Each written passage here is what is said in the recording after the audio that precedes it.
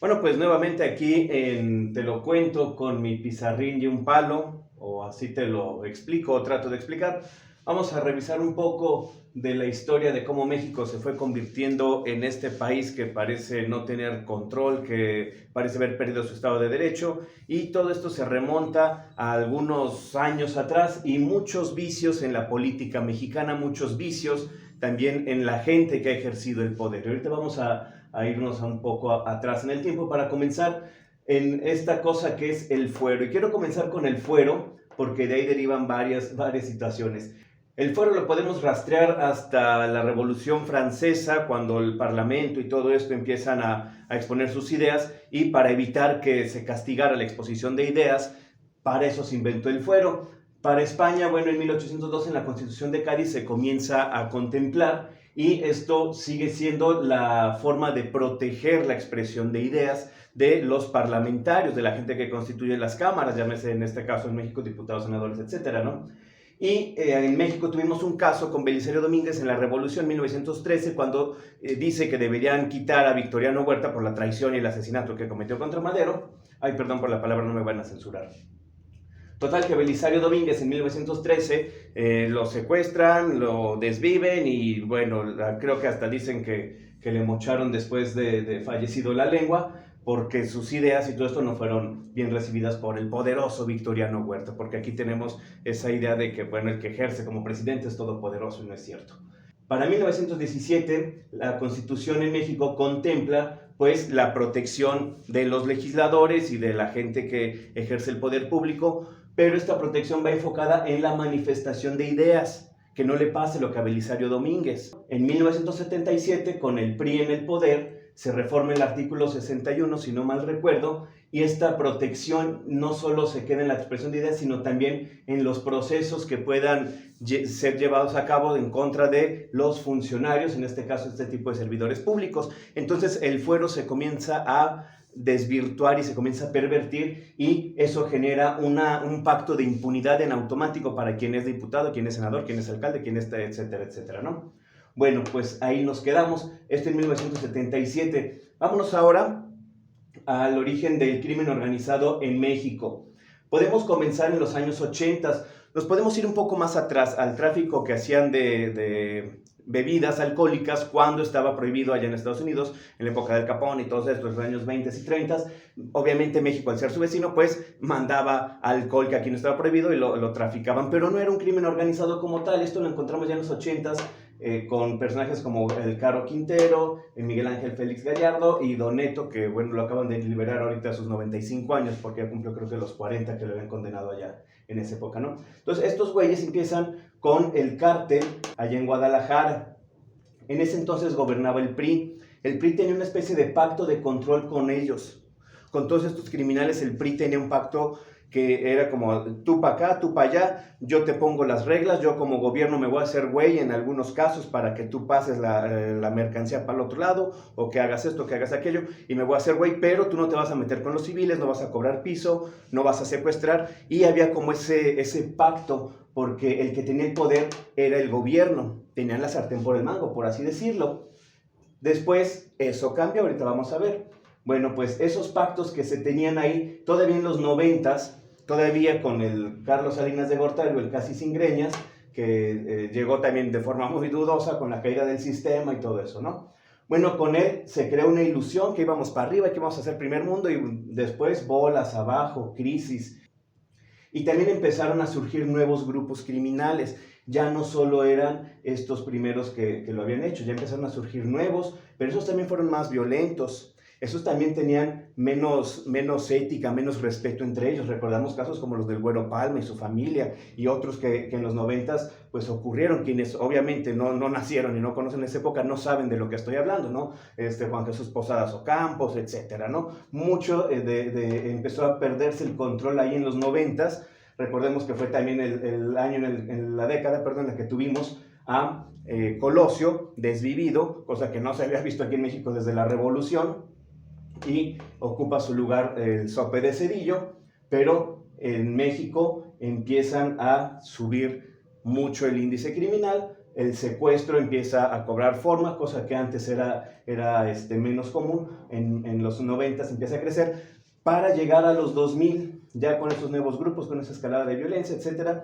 Llegamos a los 2000, está el Chente Fox You, que decía hoy, hoy, hoy, y bueno, ahí crece un delito que era el secuestro express. ¿Se acuerdan? Creo que hasta hay una película que se llama Manos Libres, está ahí en YouTube, del secuestro express. Eso empieza a crecer. Ahora, comparado con las cosas que hemos visto ahorita, eso, si bien obviamente es un delito y debe ser castigado, pero no había la hazaña con la que después vemos que se dieron las cosas, ¿sí? Sube el nivel de violencia entre los criminales, entre ellos empiezan también a desvivir de formas más violentas, pero también empiezan a meterse con la gente, que es esta escalada en los secuestros, ¿sí? Y tenemos un episodio muy importante. Se fuga el famoso Chapo y se crea la AFI, la Agencia Federal de Investigaciones. Quienes son muy jóvenes ni se han de acordar, pero nos vendieron la AFI como el FBI mexicano. No mames, es el FBI de México, y agentes Fox y Mulder y Scully, güey, de México. No, pura jalada. Eso resultó que eran puros criminales metidos en la policía. Bueno, Genaro García Luna, ahorita vamos a llegar con ese compadre que muchos conocen. Por aquí tenemos muchos billetitos, fíjense, por aquí he estado poniendo muchos billetitos, porque aparte del fuero, que es con lo que empezamos, hay un montón de billetitos verdes por ahí en todos lados, ¿sí? Parte de los intereses que se mueven ahí. Total, llegamos al 2006, a ver si me alcanza el micrófono, con Fecal, Felipe Calderón, es nomás para hacerlo reducido, ¿no? Fecal, este señor, que para quienes me dicen, ay, que no criticas a Calderón, que no sé qué, no, claro, llevo años criticando a este güey, incluso desde antes que hubiera redes lo hacemos con teatro y todo esto, ¿sí? Este tipo es uno de los principales provocadores de toda la violencia que se ha vivido en México. Creo que ya lo había explicado en algún otro video, que esa parte de la guerra contra el narco, que este güey nos vendió como la panacea y como lo mejor del mundo, y en ese tiempo había mucha gente, yo incluso tengo familia que apoyaba que Felipe Calderón combate el crimen, era pura faramaya. Venía desde Estados Unidos esa orden, ¿sí? ¿Para qué? Para desestabilizar a México, fragmentar a México en una guerra intestina entre los mismos mexicanos, para después comprarlo más fácil con las famosas reformas de Peña, entre otras cosas, ¿sí? Eso de que Trump quiera intervenir ahorita para poner orden, no es gratis, se avivó la hoguera desde mucho antes, ellos lo venían provocando, es sembrar y cosechar. Lo hicieron en la Revolución Mexicana, les vendían armas para un lado y para el otro, y tú decías para quién y para allá. Ahorita en abril se conmemora aquí en Celaya los 110 años de las batallas de Celaya, y ahí se recuerda que a Pancho Villa le vendieron balas chafas los comerciantes gringos, y luego por eso le dieron también aquí en la madre los obregonistas, por eso y porque Villa no tiene mucha estrategia. Pero eso es otro tema, luego lo platicamos si quieren, ¿no? Pero siempre han estado metidos manejando las condiciones para un lado y para el otro, y favoreciendo a los que les conviene geopolítica y económicamente. Total, 2006 llega el espurio, que muchos le llaman. Yo sí dudo que haya ganado, yo no creo que haya ganado, yo en ese entonces voté por el AMLO. Yo he sido un peje zombie mucho tiempo, entre todas estas he votado por el AMLO, ¿sí? Para que no me digan, yo también fui peje zombie, también fui chairo, pero luego abrí los ojos. Total, con este güey se desata la violencia, se viste de militar con un traje que le queda grande, y empiezan fenómenos que no habíamos tenido en México. La desaparición de migrantes, el aumento de desaparecidos en general en todo México, la aparición de fosas clandestinas. Así como desaparece gente, empiezan a aparecer fosas clandestinas con Felipe Calderón.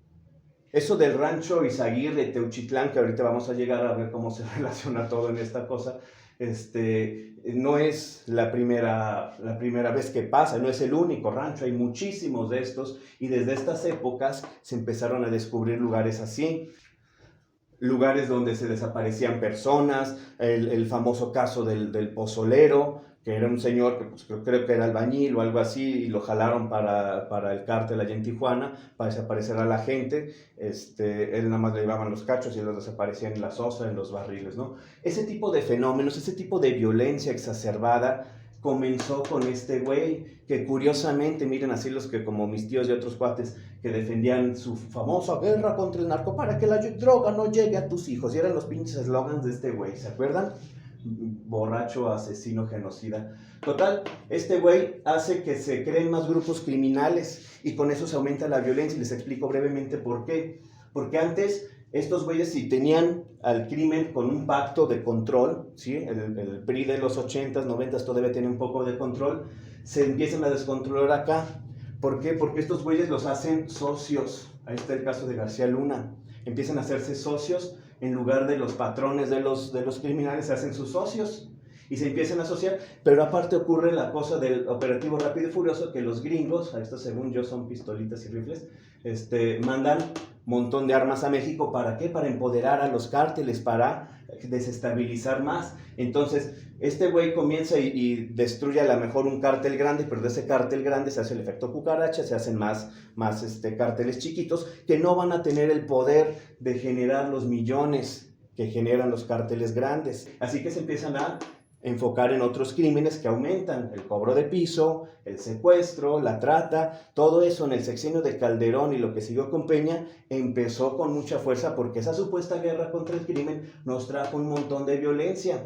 Supuestamente, para que la droga no llegara a tus hijos, empezó a crearse más narcocultura. ¿Recuerdan que en esos años empezó a hablarse más de todo esto de la narcocultura, de los buchones y de aspirar a hacer esto? Antes no pasaba eso. Antes, en los 80s, queríamos ser He-Man y Leo no queríamos andar en una ranfla, y ahorita hay niños de primaria que quieren andar en una ranfla cuidando la plaza.